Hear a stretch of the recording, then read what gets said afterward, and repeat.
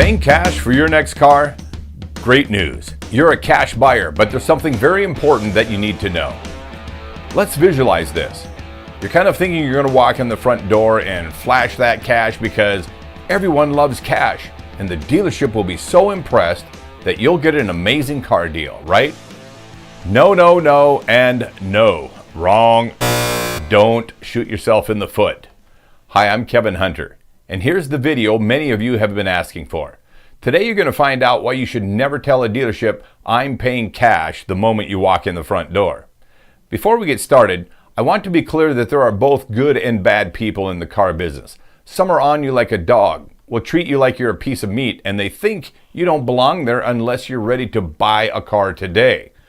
The other type of salesman will respect you and give you a chance to make a proper decision on what is the second biggest buying decision. Which car salesman do you hope to find on a car lot? All right, let's talk about cash. Don't walk in the front door of a dealership and say you're paying cash. Chances are you'll run into the wrong kind of salesman and you'll get burned. That said, I want to be clear that I'm not suggesting at all that you should lie. You're going to pay for the car in the end, right? That's all that should really matter to the dealership in the grand scheme of things, that you pay for the car. So what I'm saying is that you shouldn't mention how you plan to pay for the car the moment you walk in the door. And don't start babbling about cash at any point during the negotiations. Don't play those cards until you're in finance. Before I explain what changed in the business model that made dealerships dislike cash, a little housekeeping. If you're new to the channel, you want to subscribe, hit that notification bell. You'll love what you can learn here to make car shopping easier for you and your family and friends, and you can save thousands of dollars to boot. Okay, what's true today is that if you walk into a dealership and say, I'm paying cash, you can actually expect to pay a higher price for your vehicle than any other car buyer who plans to finance. Almost doesn't make sense. You thought cash is king, right? Well, not anymore. And while it seems counterintuitive that talking about cash too early in the process could hurt you, it's true. Dealers dislike cash buyers because of changes with their business model. And some dealers are getting downright ridiculous with how far they go to penalize a cash buyer. Let me share with you a recent comment on this channel from Shang. He writes, Hey Kevin, I've been shopping around and considering purchasing a truck, cash. There have been a few places that state that they charge a $700 fee for paying cash and not financing. I've been able to talk most of these dealers out of the other fees they try to charge, but they really seem to be firm on this bank fee for paying cash and not financing. Thanks in advance. Who would have thought this would happen? Certainly nobody from the cash is king crowd. Charging a $700 bank fee for using cash? Oh yeah, but the reason isn't what you might think it is. Years ago, before the menu boards, the product selections, and a variety of charged fees, cash was king on a car lot, but not true today. Full disclosure, I'm a cash buyer, just like some of you. But unlike most of you, I've worked inside the walls of a dealership, and because I understand their business model, I will never tell a dealership I'm paying cash until I have my car deal in writing and I'm sitting in the finance office. And then there's even the correct moment when you're there. I'll share that here in just a moment. But if in the car negotiation process they ask me about filling out finance apps or monthly payments, I just say, I'll see what your finance man has to offer after we finalize the price negotiations. If they persist, I say, listen, I don't talk finances outside of a private confidential room with someone who doesn't have the authority to sign out the car. No offense, Mr. Salesman, but since that is not part of your job, I'm not doing that out here. I never lie to them, and I suggest you don't either. I just firmly tell them I'm not talking about it until the price negotiations are over. That usually kills it. Now, if cash is no longer king, what changed all of that? Pretty simple. As I mentioned, it is the business model. The internet changed all kinds of things for dealerships, but the primary one was how they make money. For many years now, everyone has had access to all the information you ever wanted concerning car price. Most of you knew exactly what your chosen vehicle is worth because of the level of pricing information out on the web. It's just astounding. If you ever find yourself at a dealership and you have no idea what the fair market price is for the vehicle you're shopping for, well, it's only because you didn't even try to look. Shame on you. With dealerships beating each other up with online car pricing, something had to give, and it did. They developed other ways of taking money away from unsuspecting customers, ways they don't advertise, and things you likely don't know much about, although You might have a clue. Bottom line, when the business model changed, a typical car dealership no longer makes the majority of their profits off the sale price of the car. Let me say it again. The sale price, the place you put all of your attention on, is no longer the moneymaker at a dealership. When you realize they are making most of their money elsewhere, not on car price, you start to understand why they are so willing to bargain right down to basement car prices. They are counting on the subsequent steps inside the dealership to empty your pockets. These steps all come after price negotiations are over. Now, if you utter that scary word cash too early, and yes, I did say scary word, that entirely shuts down any further conversation about car price, and for a really simple reason. They aren't likely to take advantage of a cash buyer in finance, and they know it. So they stand firm on the price of the car, hoping to get everything they can out of you right then and there. Think about it. When the finance office is writing up a car loan for you, you'll notice the main question they ask is, what is your payment goal? And why do you think they ask this question? It's not for the purpose of doing the best job to help you afford the vehicle you're trying to buy. They ask the question because they want you to think less about total cost and more about a single number, a monthly payment. As soon as this change in focus is accomplished, they can pack all those juicy profit-generating fees and products into your car loan.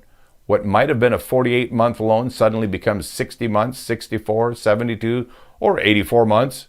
You'll hear, "Good news, I got you approved and you're right at $525 a month, just a few dollars away from your monthly payment goal." You might think it's a little high, but you're amazed and happy. But you don't realize the guy just screwed you over. He's going to make another $3,500 off you, and he has your loan term spread out over such a long time period, your grandkids are going to be graduating college by the time you pay this bugger off. To do all of this, they need a car loan to bury the truth. Cash buyers destroy all that opportunity. With a car loan, they take thousands of dollars from you after you negotiated the sale. You get that? A car loan lets them rip you off. No car loan, the deception strategy in finance is out the window. Aha, now you're seeing the light. Without a car loan to write, they can't bury costs, they can't hide profits, and they sure as heck aren't going to get you, that savvy cash buyer, to pull more money out of your pockets. You have hard-earned cash in your pocket for a reason. You're smart with your money, and financially smart people are not easily buffaloed by a slick-talking finance officer. Making money in a dealership is nothing more than a process that starts somewhere, the sale of the car, makes additional steps, like the accessories department, and ends somewhere else, like the finance office. Some steps add a lot more profit than others. The reason cash is not king in a dealership is because profits are king. And they make a majority of their profits in finance, not off of cash buyers. Cash is a bad thing because it interferes with profits. The reason people get stuck at dealerships for hours these days is because the majority of the money is being made after price negotiations. The longer you're there, the more money they are making. They make a little money on the sale price, make good money on the trade-in, and make fantastic money on the financing. And most of that fantastic money is coming from products and fees in finance. Now you should understand. You don't mention cash until you're in finance. At this point, you're done with the negotiating at a sales level, but you're not even close to being done in finance. It's important how you proceed from here, and I promised I'd tell you how I do it. I sit down in finance and ask the finance officer to please add any appropriate tax, title, and license to the sale price of the car, so I know what the total is. If he tries to shift the conversation to financing, I'll just put him back on track by saying, before any of that, I need to know the total. What will I be paying? And then we can discuss the payment options. They don't like that. They want to get into menu discussions, presenting products, and talking about protecting my investment, as if a rapidly depreciating piece of metal, the car, is an investment. Ask any accountant. It's an expense item, not an investment. When you're looking at expenses, why would you want to increase your expense? Some finance officers realize that only a very knowledgeable person makes statements like this, and they cut to the chase. However, there are several clueless ones. They proceed, trying line after line to move the conversation towards products. Notice, I still haven't mentioned I'm paying cash. You have to stay in control. I let the finance officer present the deal. I look it over. I use the state website to calculate tax, title, and license, and I check to see if he got it right. Then maybe I see a document fee for $599, and I'm only willing to pay $75. I draw a line through it. If it's the only problem, I look up and say, change that to $75 and we have a deal. If he says he has to charge every customer the same because of a lame state law, well, I just go out and get a hold of my salesman and I say, I've reduced my offer by $524 because of a ridiculously high $599 doc fee in finance. I'm only paying him $75. Well, 70% of the time it goes exactly like that. Sometimes the dealer will refuse and then I'm out the door. You have to be willing to walk when you're dealing with crooked people. Never give the crooks your business. That's how we force bad dealers out of the business. All of us refusing to do business with shady dealers. Now let's say there's a $500 window edge theft program also on the paperwork. Again, I cross it off. I line out everything I'm not willing to pay for and give it back to the finance officer saying, get rid of that and we have a car deal. Notice I still haven't said anything about cash. I'm not lying to them, but I'm letting them believe they might get me somehow, some way. Every good card player understands this. It's not lying, it's not cheating, it's just plain old smart. When all is done, I confirm the bottom line. This is essentially the out-the-door price, right? He nods. I say, well, based on X credit score and plenty of income to support that, what are your current rates on a 36-month loan? He doesn't like this because only smart car buyers get 36-month loans if they finance at all. He's not in control and he starts to figure that out. He gives me an approximate rate, lays out the term, and then asks, so what were you going to do for a down payment? I say, figure it out with half down. Here's the thing. I said I'm a cash buyer, but I will still occasionally take out a short-term loan just to keep my credit file current. This is just smart in the event I ever decide to use credit for something. If the deal looks good that he presents, I'll say, well, write it up. If it doesn't, I already confirmed that this is the out-the-door price. I write him the check and say, if you want a few days for the check to clear the bank, I'll come back next week and pick up the car. Otherwise, you can call my bank right now and confirm the available balance. Don't bring actual cash with you. Interestingly, that's what drug dealers do and other people trafficking in illegal activity. They use cars to launder money. The moment you pull out a big wad of cash, it opens up a whole new world. When a dealership receives cash exceeding $10,000, Form 8300 must be filed. The deal may in fact be an attempt to launder illegal funds. If $10,000 or less was received by the dealer and the deal gets canceled, the dealer may voluntarily file Form 8300 anyhow if the transaction appears suspicious. Bottom line, you might be opening up an investigation on yourself. No sense creating problems you don't need. Now, let's recap. For the person who walks in the door and blurts out, I'm Mr. Big Stuff here, I'm paying cash, give me a deal. Well, you got a good deal, all right. Like it or not, you paid a much higher price for your vehicle because you just notified them up front that they have no end game with you. No way to hide these profit-packing goodies at the end. Without the end game to play, they nailed you to the wall right there, and suddenly they didn't want to budge an inch more on car price.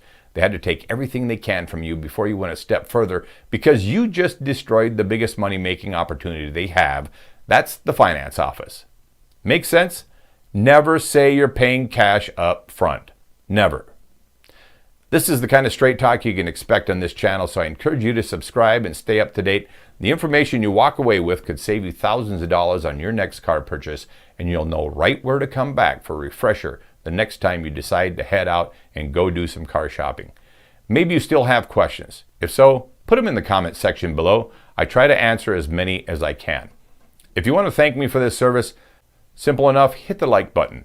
Or maybe you want to share it on social media with a family and friends. That's always much appreciated. And finally, some of you have asked this question, how do I tip this guy for all his help? Well, I'm not expecting you to pay me for what I do, but if you do wish to send me a tip, I'll put a link in the description box down below. Just don't go trying to hurt yourself financially. $1 or $2 is great. Says thank you like anything else. For all those car dealership followers, the owners, employees, finance officers, I want to thank those of you who come here regularly to validate what I've shared with my viewers. Your comments are priceless, and I've even made videos from your feedback. I also want to say to those of you who complain, especially the people who say, oh, just another guy who didn't make it in the car business, or, hey, you're giving us a bad reputation. Look up the Gallup poll done each year on most and least trusted professions. A car salesman tied for dead last with a telemarketer and a congressman. I didn't make that reputation for you. You earned it yourself. Too many crooked dealer owners earned it for the entire industry. I'm just helping to flush them out. I challenge you to go out and help me fix it. To the rest of my viewers, thank you for joining me here today, and thank you for all the kind and supportive comments that always show up in my videos. I wish you all the very best car deal you ever thought possible. Remember, don't mention cash up front. And now you know why. Still got a question? Well, just put it down below. I'm Kevin Hunter. Until next time, take care.